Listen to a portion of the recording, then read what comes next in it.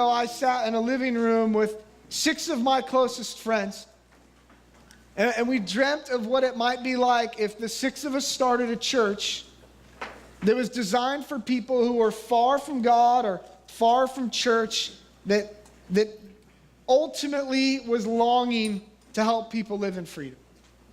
I mean, the problem for us and the 6 of us in the room is we looked around at our closest friends, none of them went to church. And they all seemed to be a really long way off from God. And the subcultures we were living in church weren't really welcoming. And I don't say that as an indictment on the local churches at all. I just say it to mean that we were living in a weird little time and space where for the 6 of us, we went, man, none of our friends go to church. None of our friends know the goodness of God's presence. Maybe we ought to start something and just start meeting and see what happens. And here we are, 6.5 years later. So bless you. And it's a good time to be together. So today is a really, really different day. And this may be one of the only traditions we have as a new church that we've done every single year, I think, since we've been a church, which is the last Sunday of the year. Every year we come together, and I don't preach. Well, at least not much, right? Yeah. Cheering from one of the elders. It's a sign of a good elder. And so what we long to do today is some of our staff and elders are going to take chairs up here on stage, and we're just going to start by sharing with you what God's been teaching us this year. And then from there, we're going to open it up for you. And whether this is your first time or your 300,000th time here, if the Lord lays it on your heart to share what God's been teaching you this year, we would love for you to share. And we'll pass the mic around, and that's the day. We're just going to share what God's been teaching us. And so, again, if you're new with us, this is a really different day for us. And you may choose to just sit back and hear what God's been teaching people. And I think the Holy Spirit will have a word in there just for you. And if you so desire to share, please do so. So would you begin the morning by giving a really warm welcome to our staff and elders. Invite them on up. And I don't know, we have a few elders here in second service that weren't here for first. So I see Tom coming up. Awesome. I'm glad you're joining us. I don't know, Patrick, are you planning to join us? You're going to hang out. Patrick, is your baby in the building? Maybe. I gotta go. Yeah, right. Everybody's out of here. Everybody's leaving. Patrick's lovely bride, Michelle. Is she in the living room? Hi, Michelle. Yes. Hi, Michelle. How are you? We love you. They just had a baby. She had a baby. They didn't have a baby at all. Patrick was just there. But Michelle had a baby just like a week and a half ago, so it's good to have you back. Good to have several of us. Do we have enough chairs here? Are we good? You guys are awesome. So it is wonderful to share this day. So we're just going to start by sharing from staff and elders what's going on. And in first service we didn't do it, but in second, will you all kind of just share who you are when you share? Because we got folks who are new or folks who don't have kids in youth ministry, and so they might not know who some of us are. So kind of share who you are. And it has been a really, really big year in the life of Disciples Church. And as I sat down this week, kind of mentally thinking through the year, and this morning jotting down a few notes, I was just amazed as I looked at all that we've come through as a church this year. And just want to kind of do a little highlight month by month, and I'm hoping to only take 5 or 6 minutes with that, but an amazing year, and it's been a year of tremendous transition in the life of our church, which in most churches and most years in our church, that's code for we fired a bunch of people. But that's actually not the case this year. We have a tremendous staff and a great leadership team and all that. It was just quite a year of transition. One of our elders got married. Tom and Ruth tied the knot this year, and that was a blast to be part of. And 2 other of our elders, Patrick's wife had a baby, and Brittany Wood, who serves on our elder team, had a baby. So we had 2 new babies on our elder team, which was very cool.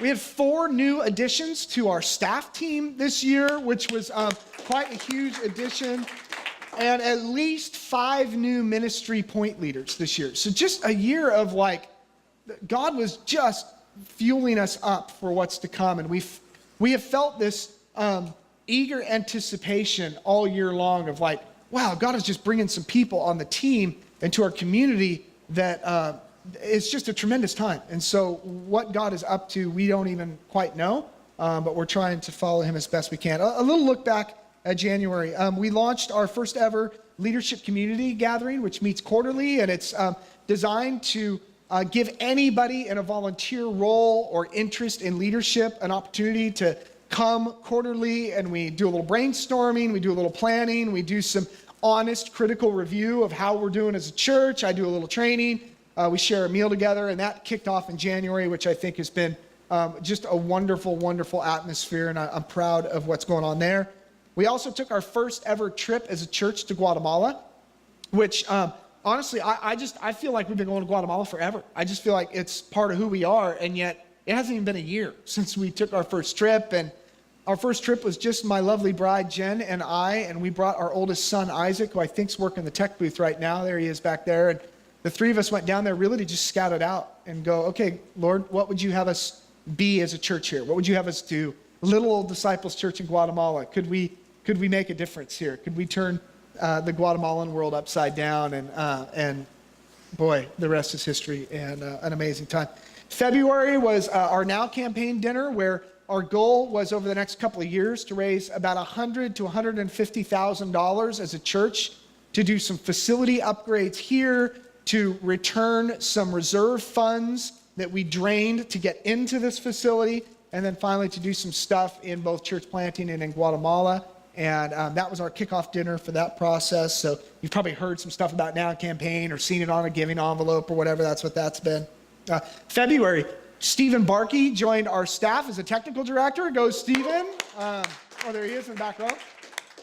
Stephen works a full-time day job and serves in the evenings and weekends here to get our messages up to video and do podcasting and vodcasting and all kinds of IT stuff and web stuff, and just a tremendous job there. In March, we kicked off our first ever Financial Peace University with 40 people starting that, which was incredible. And in the course of those 10 weeks, we lost all of them. It felt like we finished, there were only 12 of us who finished the whole thing of Financial Peace University. But catch this, I share that to share this. Those 12 people paid off $69,000 in debt in 10 weeks, which was just an incredible, amazing thing. Also, we renovated the youth auditorium and did floors in there and made that place look beautiful. And I know Pastor Dan and Ash remember those late nights all too well, right? Some gray hairs are still turning gray after that. They're just falling out, right? So great. In April, Easter, we don't usually do numbers, things around here. It's just not really part of our culture, but for this setting, maybe it's appropriate. 176 people on Easter Sunday joined us to hear the gospel and share. That was great. We had our first ever health and wellness fair here, offering free medical support and care. We had doctors and we had nurses and we had chiropractors and physical therapists and marriage and family therapists and all kinds of people here to serve the poor and the needy with free care. And that was just an awesome event and a really neat pilot event in that vein. In April also, Pastor Doug joined our pastoral staff down here on the end. Yeah. Pastor Doug joined us as an associate pastor and does a lot of counseling ministry. He also serves as a pastoral liaison to men's ministry and women's ministry and prayer team and ushers and greeters and is a really wise sounding board for me and for the rest of the pastoral staff. And we love you and appreciate you, and don't let him hold a mic very often, but other than that, no, I'm kidding. He's fantastic. So he'll say something inappropriate today, I'm sure, right? We can count on that, right? He said, I'm working on it right now. So also in April, and I really embarrassingly failed to mention this because I just feel like she's always been on our staff, but Stacy Mathis joined our staff also in April as our hospitality director. And honestly, I just feel like you've been with us forever on staff. And so Doug reminded me of that in between services. Hey, dude, you totally failed to mention it. I go, oh my gosh, you're right, I did.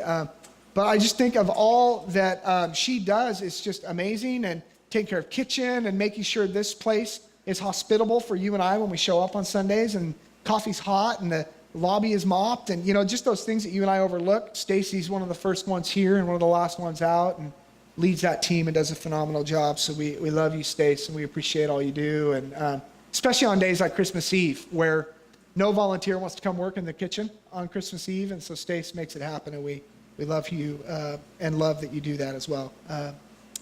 In May, we had Tom Mercer come up to do an 8 to 15 training, and just a great time to learn better, you and I, about the 8 to 15 people in our relational world that God's placed there supernaturally and strategically for us to influence, and had a great time at that. We took our first ever pastors and wives retreat up to the Judah House in South Lake Tahoe, and had a phenomenal time there, and us men shot guns and went four-wheel driving, and took what I've been told many times was an inappropriate picture, because that picture that you gave us, Pastor Doug, of us, the gun safety, we're all holding guns like this, and the guns are like pointing at one another. And so my brother, who's an NRA member, was at my house yesterday and gave me a firm chastising that our gun safety was really bad. And I went, yeah, spinning them. I was spinning them. Yeah, the ladies went to a spa, allegedly. They may have just gone to a wine bar, but allegedly they got their nails done. I think they might have just sipped wine and played slots all day, but who knows? In June, we took our second team to Guatemala, this time taking 7 people down there. Just a life-transforming week in Guatemala. It was amazing. Rebecca Nation joined our ministry leadership team officially to really pull together a women's ministry leadership team, which continues to gain traction, and we appreciate you so much for that, Rebecca, and all that you're doing there. July, youth summer camp, went up to Tahoe and had a summer camp and didn't sleep for a couple of nights, and had an amazing time there. July also, Beth Biggers, who's out right now recovering from surgery, but Beth Biggers took over coordination of all of our missions projects, which was just a monstrous load off myself and others to really coordinate all things Guatemala. And it's really because of Beth that we were able to get Tita here last month to share, and that was amazing, getting Tita here from Guatemala, and that's really all because of Beth. In August, we had a church parking lot sale that was a blast and a lot of fun, and raised some money for both summer camp and Guatemala. All those funds went to those 2 efforts. So that was cool. September, we went to 2 services. We launched our second service, which was amazing, and has been a great time, and we continue to work out the bugs on that. We'll continue to do so, but as you know, we did that completely so that there would always be empty seats next to you. Not so that you necessarily could stretch out, but so that there's always room for you to bring a family member or a friend and know there's a seat open for them. And we will continue to do that until you replace me. That will always be part of our culture. There ought to always be an empty seat next to each of us for a friend or a family member.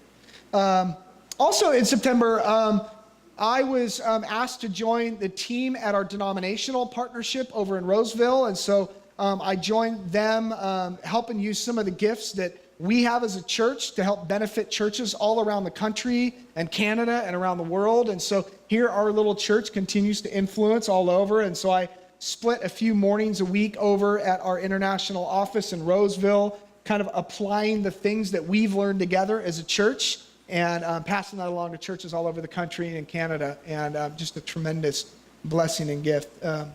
Also, September, we began our young adults gathering that the Sissons really head up, and our young adults now continue to meet. October, we celebrated our 6th anniversary as a church.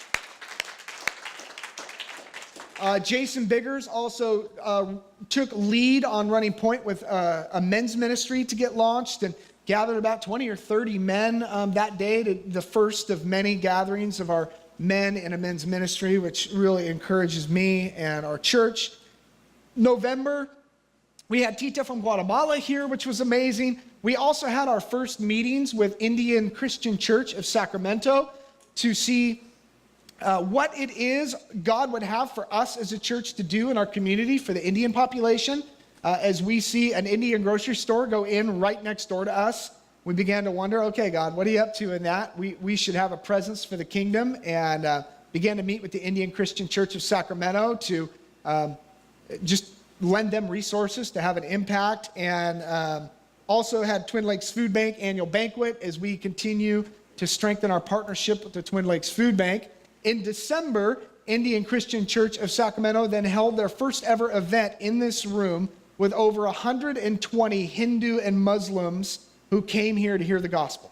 And in a season and a time where a lot of Christian churches around our country were saying bigoted garbage that does not please God's heart about what we ought to do with Muslims and Hindus, you guys decided, let's open the building and welcome them in.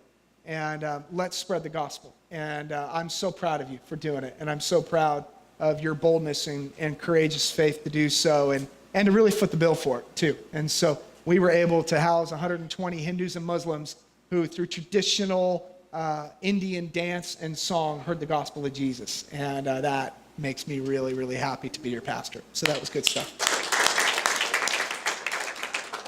So I just get a little exhausted after all that. It's like, whew, what a year. I mean, what a year. So just serve as a little jog to your memory. And now for the next half hour, 45 minutes, it's our time to share together. What's God been teaching you this year? What has God been doing in your life this year? We're going to start with the staff and give you an opportunity to begin to process that. If you were in first service and you shared, don't hesitate to share twice. But we'd love to hear from as many of you as we can. So I'm just going to open it up to the best leadership team I've ever served with. This staff and elder team, you guys and gals blow me away. So take it away and share what God's been teaching you. Well, I'll go first again. For those of you who know me, you know that I don't love the microphone. But anyway, if you haven't had a chance to meet, my name is Sean St. Clair. Serve on staff and on the elder team here at Disciples. I'm the executive pastor, which basically means a lot of finance stuff. So if you have any questions about that ever, you can always come to me and we'll be open and honest with all our finance stuff. So anyway, this year for me was really my first year as a dad for the whole year. Our daughter was born in September of 2014. So 2015 has been a full year of fatherhood. And I don't have a real profound thing to say, but God has been teaching me how not just to be a father, but to be, even more importantly, a husband to a mom. And that has required an extra portion for me and is, made me really have to be more patient and more of a servant in our household. And my wife is here first service, and I didn't see her shaking her head in disgust. So hopefully I've exercised that and been practicing that to a moderate level of success. Stu asked us to share some scripture. I looked around a little bit. I mean, there's all of Ephesians 5 on husbands and wives, but one that stuck out to me was a proverb that said, "It's better for a man to live alone in the corner of an attic than to live with a quarrelsome wife in a fancy house."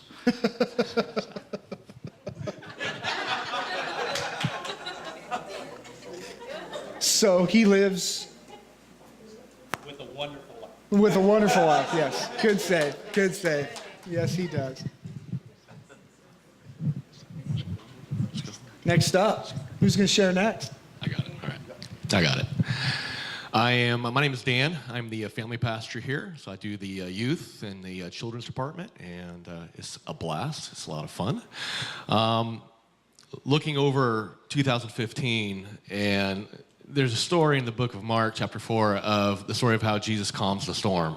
You guys familiar with that? And long and short of it, waves start to hit the boat. The disciples freak out. They run and find Jesus resting.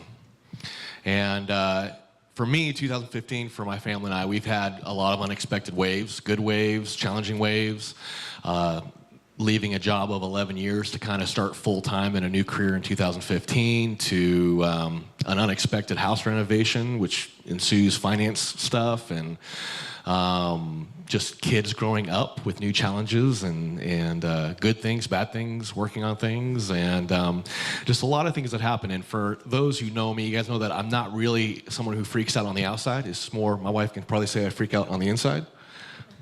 Okay, we're usually going 100 miles an hour on the inside, and this year for me has been a year where God has been teaching me to rest. He's been teaching me not to be the disciple that's freaking out. Wake up, don't you know what I'm going through? Don't you know what I'm doing?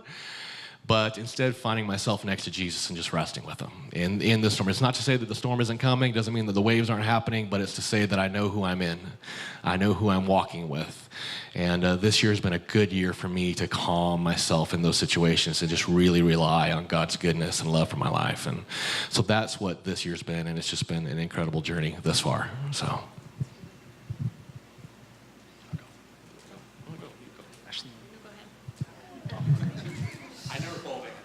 No, don't follow Dan. No one likes to follow. No one likes Dan. to follow Dan. Well, hi, my name's Jason. I'm the worship pastor here. This year, God's been showing me a couple different things. And the main thing I wanted to share was that this year has been kind of a year of extremes for our family. We've gone through a lot of highs and a lot of lows. And it's been extremes. You know what I mean by that? When everything's going great, and then everything kind of falls apart the next day or the next week or whatever it is. And I have a verse here. Here it is. And God's been really showing me how to rely on him through every circumstance. And kind of goes off of what Dan said, but in Philippians 4:12, it says, I know what it is to be in need. I know what it is to have plenty. I have learned the secret of being content in any and every situation, whether well-fed or hungry, whether living in plenty or what I want. I can do all this through him who gives me strength. And that's just, God's been giving me strength. And I don't know if you're anything like me, but I have all these crises and all these things that I'm working on. It's just the way that I am. And if you're anything like me, you've got the crisis of the day. Like the crisis of the day is like, oh, I got to do this today. And at the same time, you've got the crisis of the week. Like this week, I have to get the oil changed. And then on top of that, you've got the crisis of the month. If we don't do this in December, we're up a creek. We got to do this in December. And then you've got the crisis of the year. 2015 is almost over, and I was supposed to do and so this crisis, you got all these crises. So God's been telling me just relax, lean on his strength. And what is his strength? God's been revealing this to me. Paul in Romans, he quotes Nehemiah 8:10. Do not grieve, for the joy of the Lord is your strength. And it's that joy, that peace that passes all understanding that we're supposed to live in and walk in, and that when we go through those crises and those situations, we can fall back on that joy, we can fall back on that strength. Even to the point of, we might look crazy. Like, oh, I'm just having joy. I can't pay this bill. Well, okay. Why? Because God is our strength. He has a plan that we don't know about. When we get to the other side, when we've gone through that journey with joy, we can learn through that, enter into the next crisis with joy, enter into the next crisis with joy, and our light will continue to shine. So this is what God's been showing me.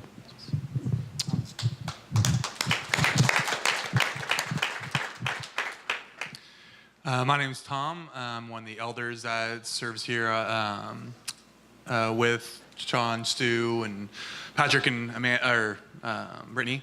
And I've been here for about 3 years, and then I kind of just help wherever I'm needed. Currently, we're in the toddlers, me and my wife, and then I've helped with coffee and everything else. So you've probably seen me around in the background mostly because they don't want me up here either. I guess the part of what you need to know about kind of my whole learning prospect has been I grew up as a runner. Anybody who's done kind of the individual sports knows that part of that, whether you're biking, running, swimming, it's always trying to one-up yourself. You're not really racing the person next to you, you're racing yourself and trying to set your next best record. And that's always been my mentality. And so I've taken that into my career as a therapist, and this year has been a year's transition, both getting married and then I transitioned into a new job. And through that, I get to teach this group on empathy. And empathy is one of the easiest things to explain, but one of the hardest things to master. And that's been, so as I'm sitting here trying to teach these sometimes 12, 13-year-olds about how to empathize with somebody, and then sitting there realizing, yeah, most adults don't get this stuff.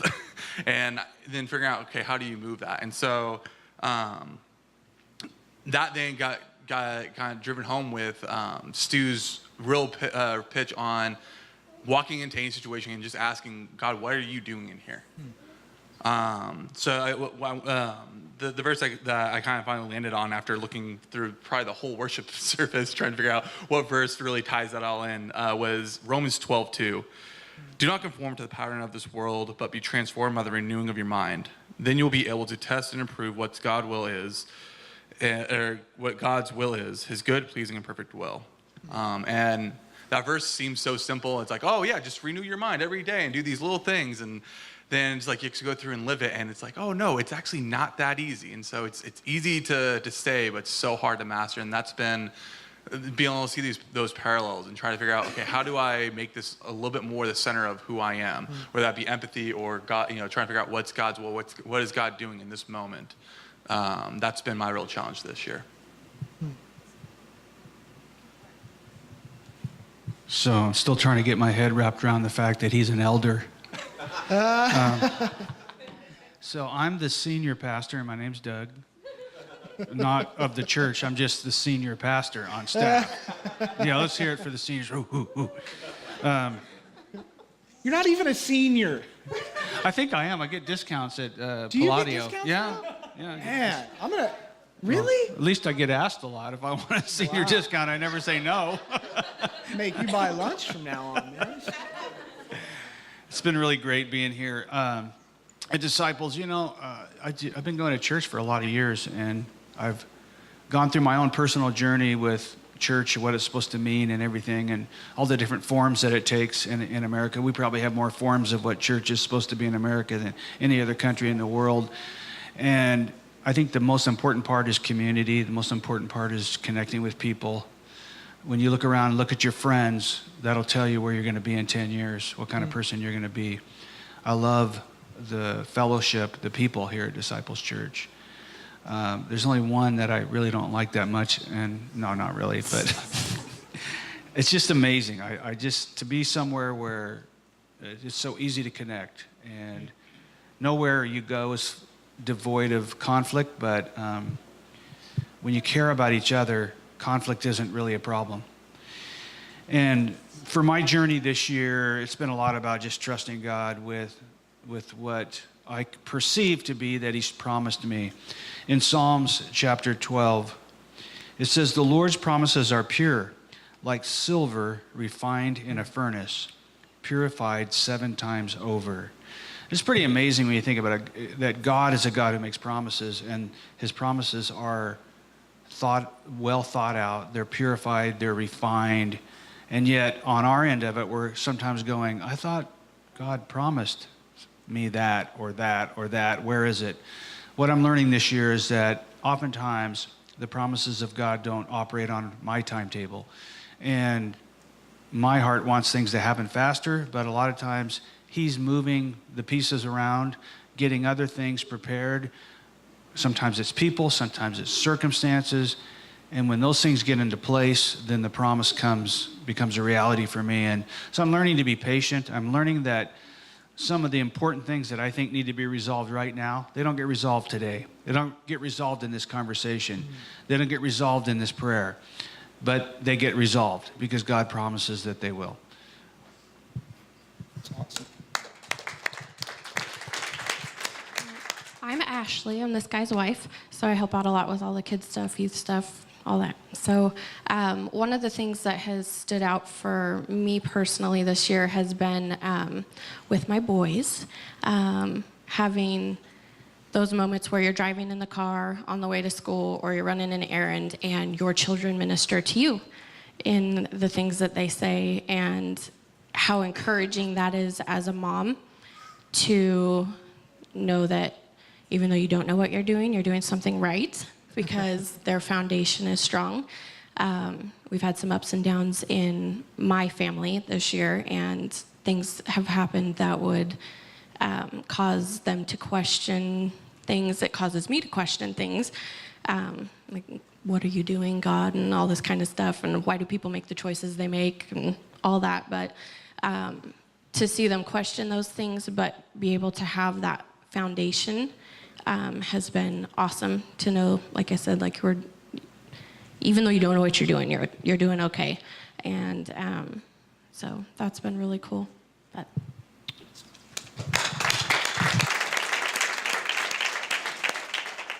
Okay, well, now it's your turn.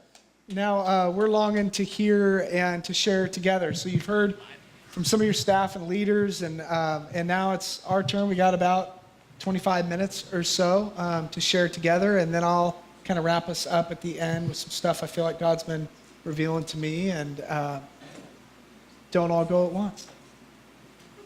So I'll be looking for your hands. Hi, I'm Alyssa.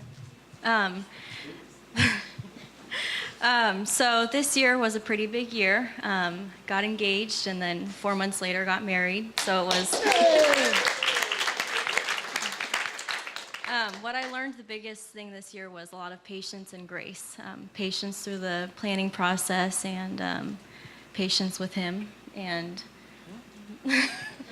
learning to set up a life together, and then grace with things not going the way that they planned. And we did our pre-marriage counseling with Stu, and one of the things that he really touched on was the same kind of things, having patience and grace with each other and this big time of growing. And so it's kind of been just a lot of learning about each other and learning about God's love with us and growing us together. Awesome.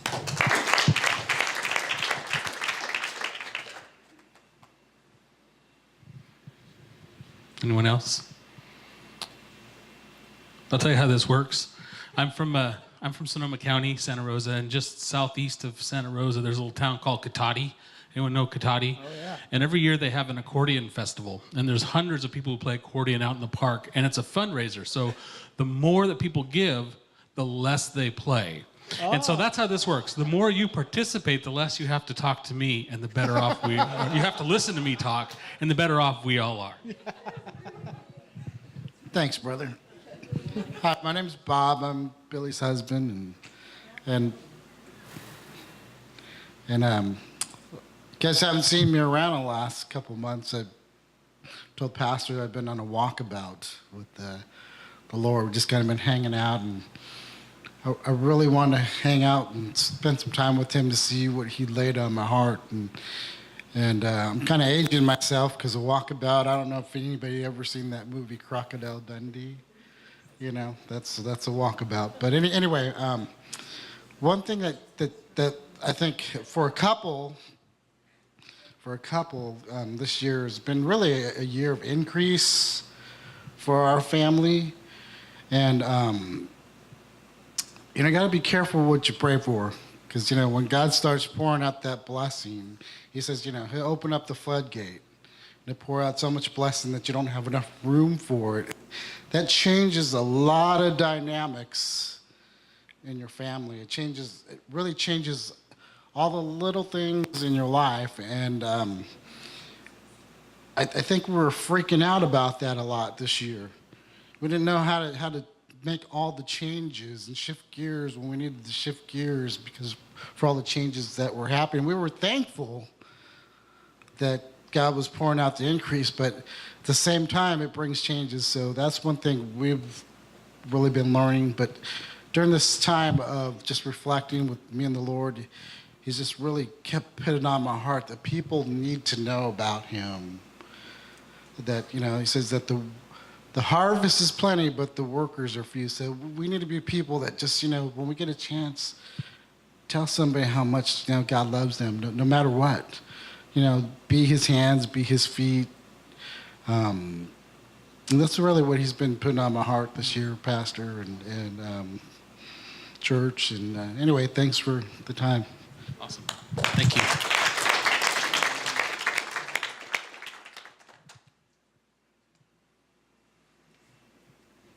Anyone else?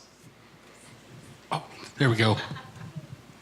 Stacy promised that she'd go after me, so Oh! Excellent, a cue. I'm set. Public shaming. so A helpful tool at church. I'm Rachel. I am this man's fiance. This is Steven. He's on staff here too. So I kind of God's been teaching me about two things, really giantly. One, that you have to work. I've kind of gone along in life, and I have a really beautiful, wonderful family that took me to church, when I was born, and I've kind of just been given this church and spiritual life through them, and just kind of inherited this. And I decided that I was growing out of the church that I had inherited and found myself in this place. And so this year, God's been telling me, well, Rachel, you have to work for this if you want it. If you have to work for these relationships, you have to earn this trust. This is something that you have to give yourself to get something back, rather than just being, oh, that's Amber's daughter, or oh, that's Carl's daughter, and just having it be handed to you. So that's something personal that he's been talking to me about, and I'm really excited for this next year to really give more and grow more, even though it's hard to be vulnerable and to be the person that is saying, hey, I'm here and I want to love you, instead of just having that be given to you. So I'm excited to be the person to love rather than to be loved. And then I found this man not too long ago, and God's really blessed me. As much as he tells you that I had a hand in this, I did not.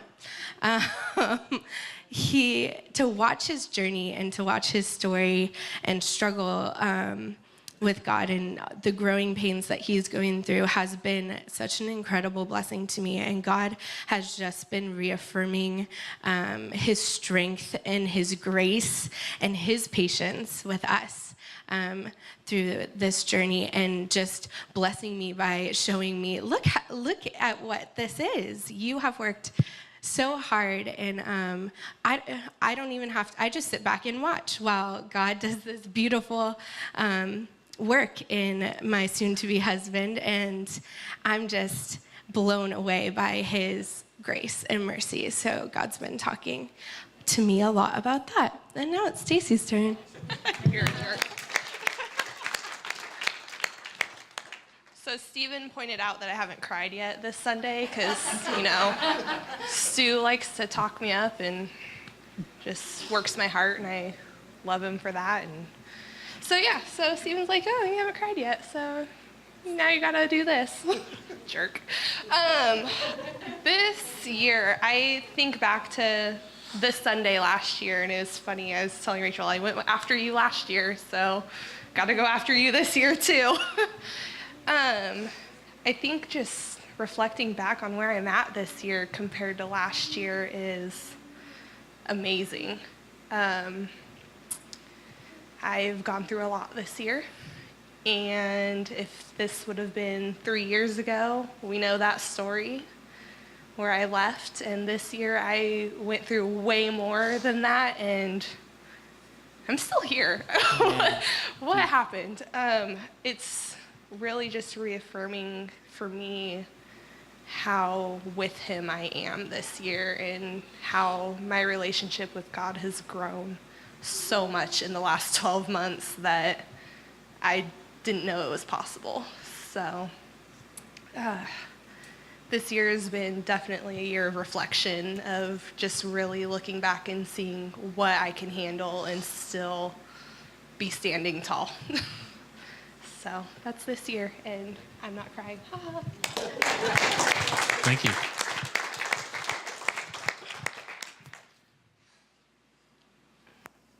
So I don't know what she's told you, but it's all inaccurate. So I came to the grand opening of DC, and it was a quick turnaround for me. I had been out of church for years, and we came to DC, and Rach said, well, what do you think? And I said, well, let's keep looking. And I really had no intent of going back to church. I was very content with who I was and what I had, and the titles that that I had and my self-identification for self-worth, if you will. And she had really challenged me to go back to church and to kind of open my mind and my eyes and find something that is bigger than me. And she didn't use so many words. It was kind of like, push me through the door. But I have since realized, and God has really put it on my heart, that it's not about me. It's not about what I have identified myself with and what makes me feel important or what makes me feel substantial in life. And it's all about the people that you spend it with and the places that you go and the messages that you pass along and the life you live with God. And this place is an amazing avenue for that, between the staff and the everyone who walks through that door Monday through Sunday. Even if they're not here on stage or in the back, they're making a huge impact on everybody. And it's amazing to see the transformations that this place has done with my life. And that it was basically just a channel for me to connect to hear God. So it's been an exciting 2015, and it's going to be an even better 2016. I see it coming.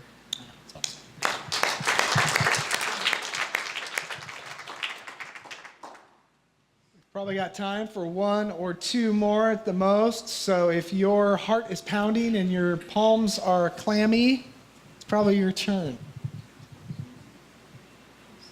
Hi, Jeff here. 2014 was a really rough year with a divorce and all that.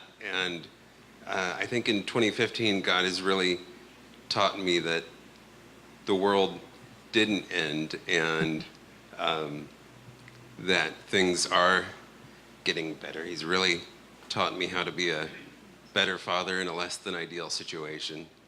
And everything that's going on in Disciples has sort of motivated me and fueled me to see all the growth and excitement and stuff going on here has really helped me to be a part of something bigger and grow in that. And so it's been a pretty good year.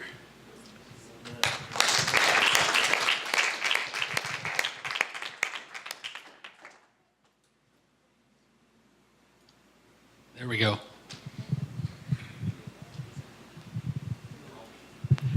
I know. I wasn't going to talk. I haven't even been here a year. But my name's Janet.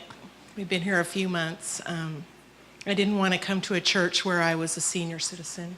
I wanted to go. I didn't want to be the oldest. I'm not the oldest, but I'm in that crowd. And actually, it's not a bad thing. I have Doug there. No, I'm just kidding. But I just want to share really briefly that we had been away from church, not Jesus, not people that love him, but away from church for a while. And I've been really longing for a church home. And we found that here. And not just because our children are here, but it's people. And I'm finding that, I'm going to cry again. But we're going through a little sad time right now. We have people passing away and cancer being told to us about family members. And it just seems like every week our pastor shares something from his heart that the Lord's put there that's talking directly to me. And I've been a Christian for a long time, and it's been a long time since I've been in that setting where I feel like he's just talking to me. This is me. It's a secret meeting with me and Stu and Jesus, and he's talking to my heart. So I'm just so blessed to be in this place and to be able to find that we can be here and we can grow here, or we can serve here or not, and just, feel the love of God and love you people, and that's it. So I'm done. Thanks.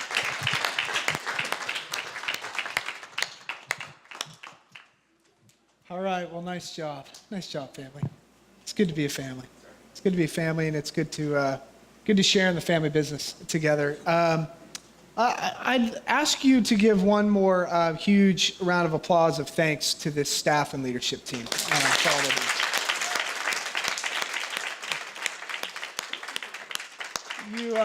You may know this, you may not know this, but every single member of our staff is part-time and works a full-time job in the marketplace to support themselves and their family, and then works at the church part-time, myself included. Every man, woman, and even some of the children around here have jobs. And so it's a weird dynamic at Disciples Church. And I've never lived in that dynamic before. I've always been a full-time pastor for 16, 17 years, and oftentimes in very large churches with lots and lots and lots of staff and lots of admins and lots of desks and cubicles and all the things that go with a hustling, bustling organization. And we exist in this very decentralized, very non-organized organization of disciples. And that has some ups and it has some downs.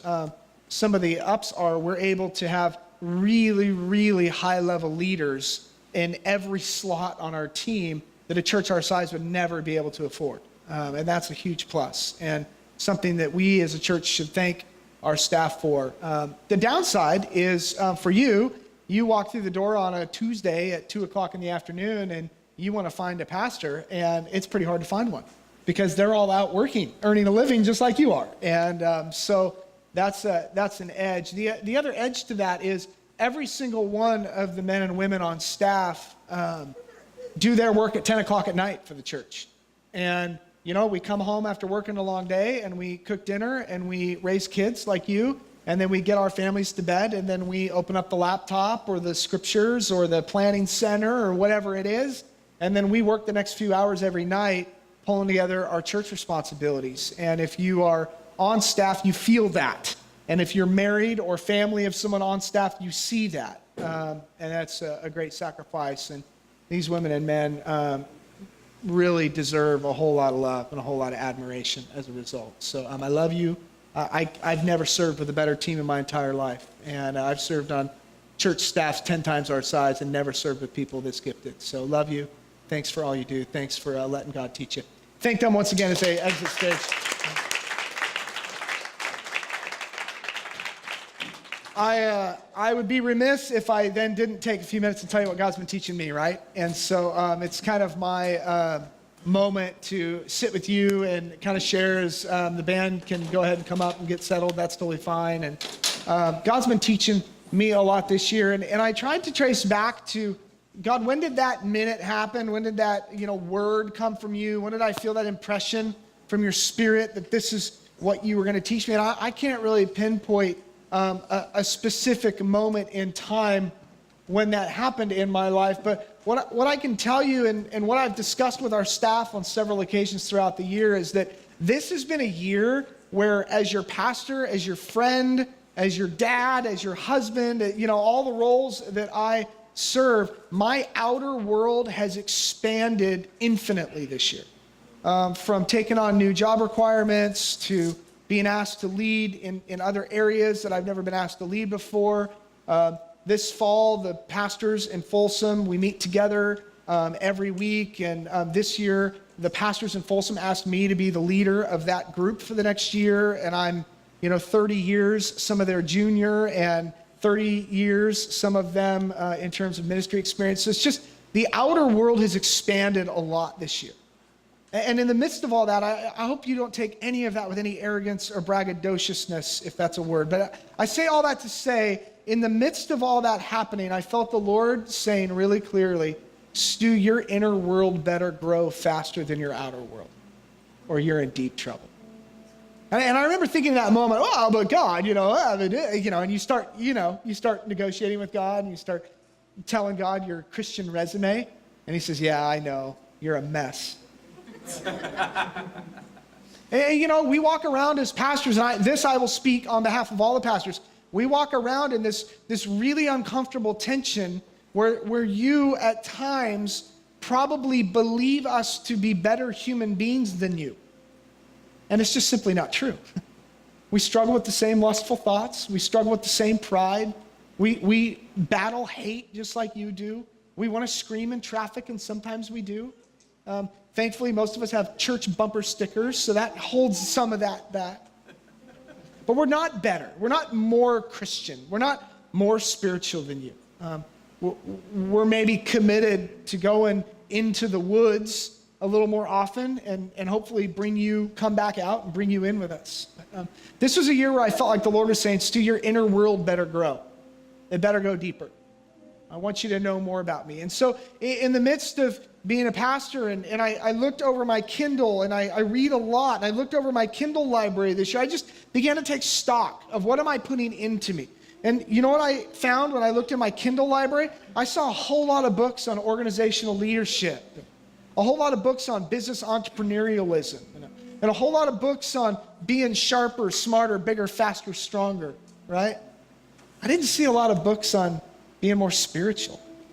And then I was reminded, at the end of the day, one of the oldest professions in all the world is that of a pastor. And really, at the end of the day, what I'll be accountable for before the Lord and before you is not how well I led our organization and it's growing and that's all wonderful and great.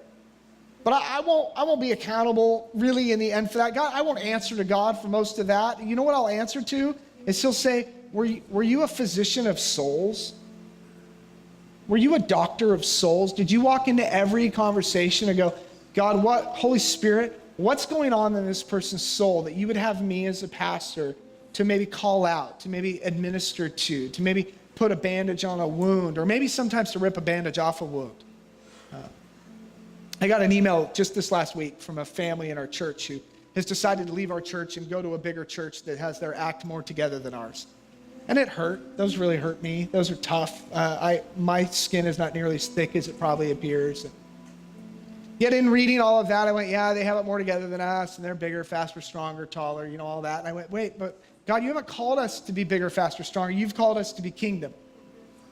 And so I felt like God was teaching me this year, I want your soul to go deeper.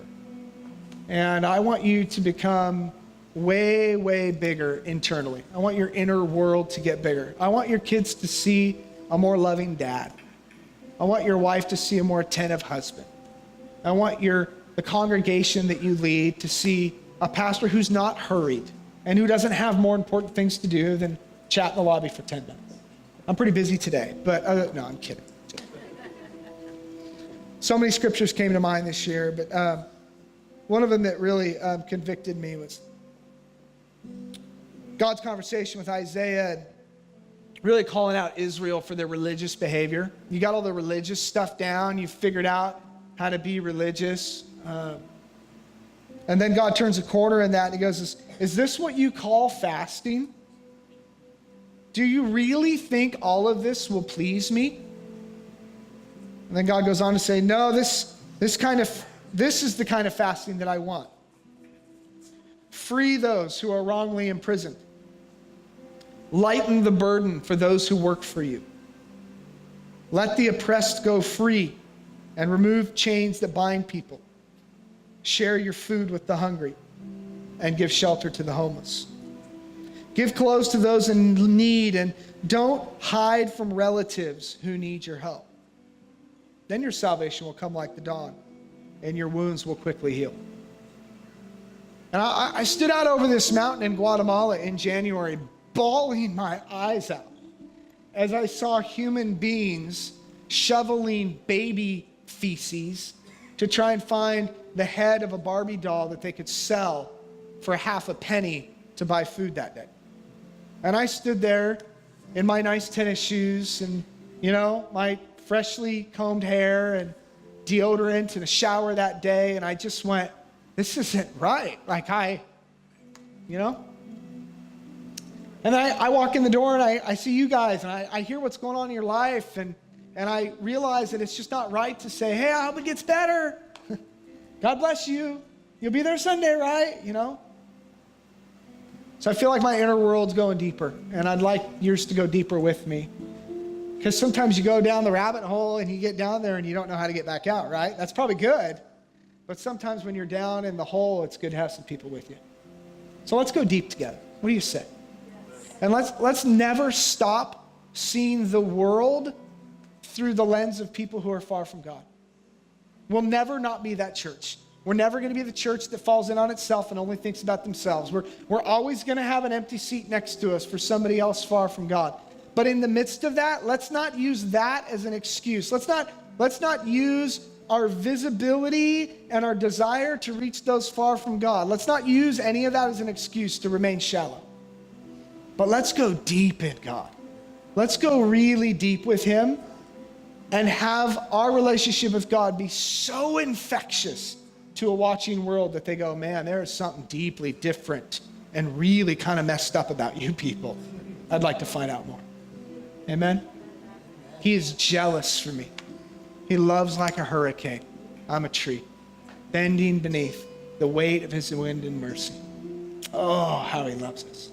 Why don't you stand with me? We're going to worship. A couple last things I'll say as the band leads us in these closing songs together is, first of all, will you please come to church next Sunday? I know that's kind of weird, and I don't do that all the time, but I know you have things going and life to deal, but will you make next Sunday a priority? Because one of the things that you know is really important to us as a church is planting other churches. That's not a very empire-like move. We should probably just grow this thing bigger, right? And get bigger and bigger and bigger and bigger, and we'll be gorilla. But instead, God said, no, I don't have that for you. There's nothing wrong with doing that, but I don't have that for you. I want you to just plant church after church after church after church. So next Sunday, we're going to have Charles Stevens Jr. with us. Charles Stevens is nothing like you and I. He's going to plant a church on January 10th in South Sac, among some of the poorest in our region. He's going to plant a church with 30 of his closest friends. They've got no money. They've got no backing.